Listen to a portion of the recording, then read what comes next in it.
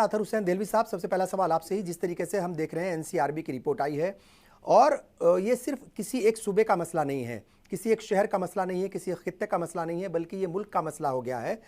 कि ख़वातीन के ख़िलाफ़ जो है वो दरिंदगी, हैवानियत और मतलब ज़ियादती और क्राइम जो है वो लगातार बढ़ रहा है। क्या कहेंगे? मतलब सबसे पहले जहन में 21वीं सदी में हम रह रहे हैं, जहन में ये सारी बातें सुनकर के सबसे पहला सवाल जो है वो या ख्याल क्या आता है? खुर्शीद भाई, सबसे अहम तरीन चीज़ जो मेरे नज़दीक और इस पर मैं पिछले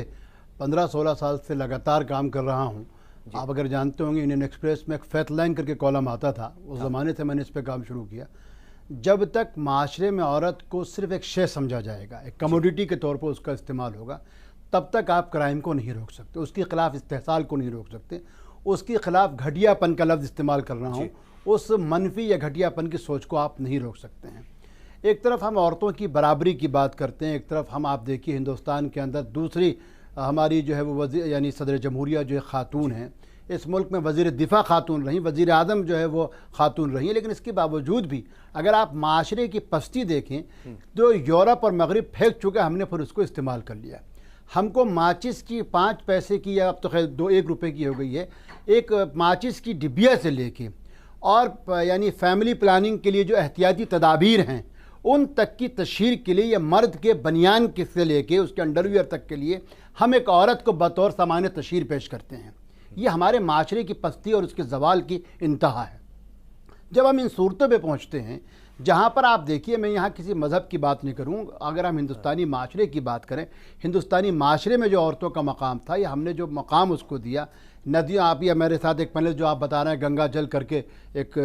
तंजीम से भी जुड़े हुए हैं, हमने नदियों के साथ जिस तरीके से उसको जो रिश्ता हमने बनाया था, वो तमाम चीज़ें आप देखिए उसके बरक्स माशरे में खुसूसन इन पिछले 30 सालों में, और अब अगर आप देखें जो आप रिपोर्ट दे रख रहे हैं, इस पर मुझको APJ अब्दुल कलाम साहब की एक बात याद आती है कि आइंदा अगर कोई बड़ी जंग होती है या कोई बड़ा इंसानी खिलफिशार होता है माशरे में, उसकी सबसे बड़ी वजह ये सोशल मीडिया होगी। हाँ। किसी के ख़िलाफ़ कुछ लिख दीजिए, किसी की तज़हीक कर दीजिए, किसी की प्राइवेसी को कहीं से भी उठाइए, और फिर वो सामान्य तशहीर जब पहुँचता है तो वो हैवान ये भूल जाता है कि जिसके ख़िलाफ़ वो कर रहा है उसी किस्म की एक बेटी उसके घर में भी होगी, उसी किस्म की एक माँ उसके घर में भी होगी, उसी किस्म की एक बच्ची उसके घर में होगी। अगर आज उसकी बेटी ने, कल वो किसी बच्ची का बाप बन सकता है।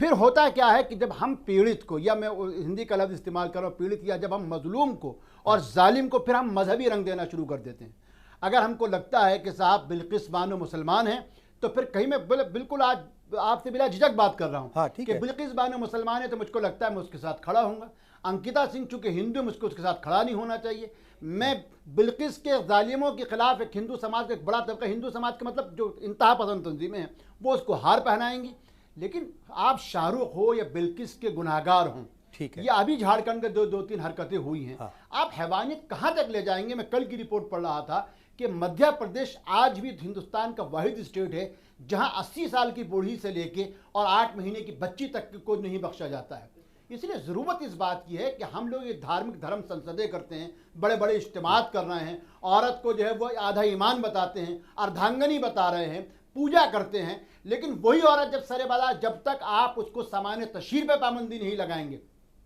तब तक आप उसके खिलाफ की जाने वाले तबसरों पे जो बड़े कवानीन सख्त नहीं करेंगे, तब तक आप इस जुर्म को नहीं रोक सकते।